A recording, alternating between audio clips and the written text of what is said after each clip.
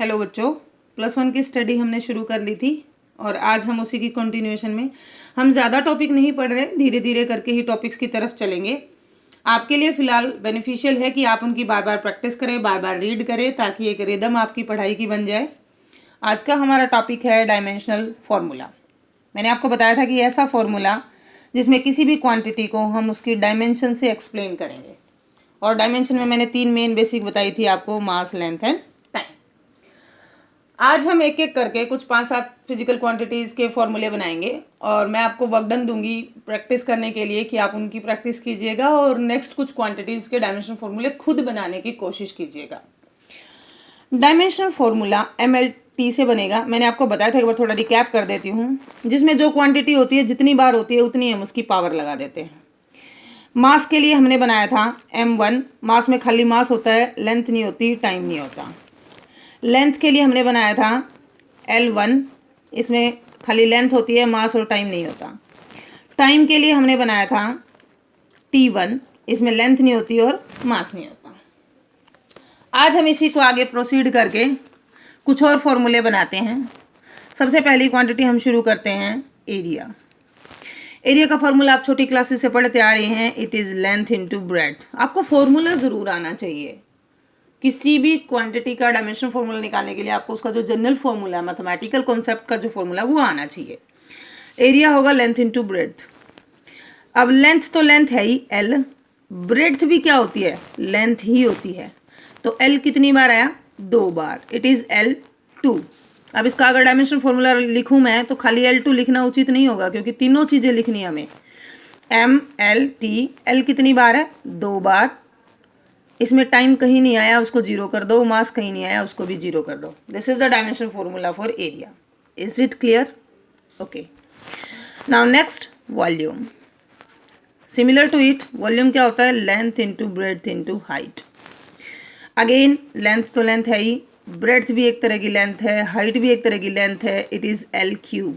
लिखो इसका dimensional formula, आप लिखो, क्या बन जाएगा, शाबाश, M0 L3 T0। Okay, you are going good. Next अगर हम बात करें, अब खाली एरिया और वॉल्यूम, इस तरह से हम फिजिकल क्वांटिटी बनाना सीख रहे हैं। हम इजी टू हार्ड कैरी करेंगे टॉपिक को। अब वॉल्यूम से आगे मान लीजिए आपको चाहिए वेलोसिटी या स्पीड। एक बात क्लियर कर दूं मैं आपको, डायमेंशनल फॉर्मूला किसी भी फिजिकल क्वांटिटी के नेचर पे डिपेंड नहीं करता कि वो वेक्टर है या स्केलर। यानी कि डायमेंशनल फॉर्मूले में डायरेक्शन का कोई मतलब नहीं है, सिर्फ हमें उसकी मैग्नीट्यूड से मतलब है, उसकी यूनिट से मतलब है। इसमें आपके स्केलर और वेक्टर क्वांटिटी का कोई फर्क नहीं पड़ता। तो स्पीड क्या होती है, छोटी क्लासेस से आप पढ़ते आ रहे हो, चाल बराबर दूरी बटा समय, दैट इज स्पीड बराबर डिस्टेंस अपॉन टाइम। अब किसी भी डिस्टेंस को हम कैसे मेजर करते हैं, डिस्टेंस क्या है, लेंथ, और टाइम क्या है, ड्यूरेशन है ना, बिटवीन टू सक्सेसिव। तो टाइम के लिए हमने क्या डायमेंशन यूज़ करी थी, T। तो T नीचे था, इसको ऊपर ले जाओ, T-1। तो LT-1 बोलने में हम इसको LT-1 बोलेंगे, लेकिन लिखने में ये करेक्ट फॉर्मूला नहीं है। लिखने में तीनों लिखी जाती हैं MLT। M 0 है, मास का कहीं कोई जिक्र नहीं है, L की वैल्यू 1 है और T की वैल्यू -1 है।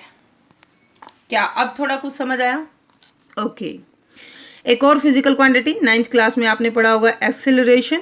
क्या होता है, चेंज इन वेलोसिटी पर टाइम, यानी कि कितनी वेलोसिटी चेंज हो रही है कितने समय में, rate of change of velocity. तो वेलोसिटी अपॉन टाइम। वेलोसिटी और स्पीड का डायमेंशनल फॉर्मूला आपने निकाल लिया। वैसे मैं फिर भी आपको बता देती हूँ, वेलोसिटी होगी डिस्प्लेसमेंट अपॉन टाइम। एक टाइम और ऑलरेडी नीचे है, तो ये हो जाएगा डिस्प्लेसमेंट अपॉन T का स्क्वायर।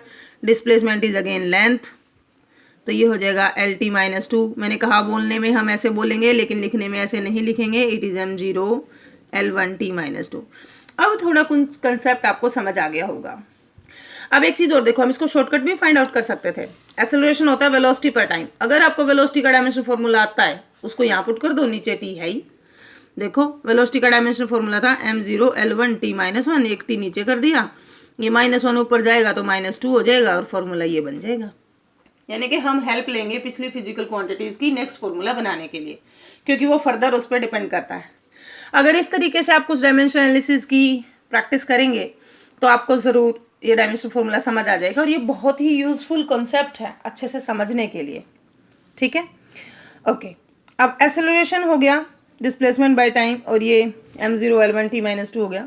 अब हम थोड़ा सा और आगे बढ़ते हैं। फोर्स, छोटी क्लासेस में आपको याद कराया होगा 9th में, pull or push which either changes or tends to change the position, motion or direction of motion of a body.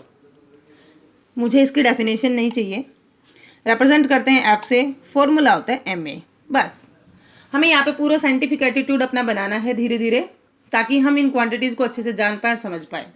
आपको फॉर्मूला याद रखना है।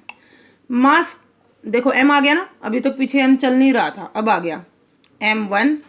a एक्सेलरेशन है, और एक्सेलरेशन का डायमेंशन फॉर्मूला आप पहले ही निकाल चुके हैं, इनटू m0 L1 t-2। तो यहाँ पर क्या बन गई टोटल m की power, m1 L1 t-2। This is the dimension formula for force.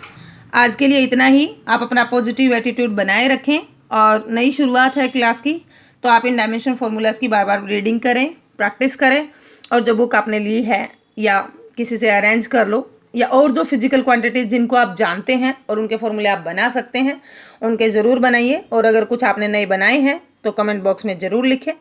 Thanks for watching and keep watching, और इस वीडियो को लाइक, शेयर और सब्सक्राइब जरूर कीजिएगा। Thank you.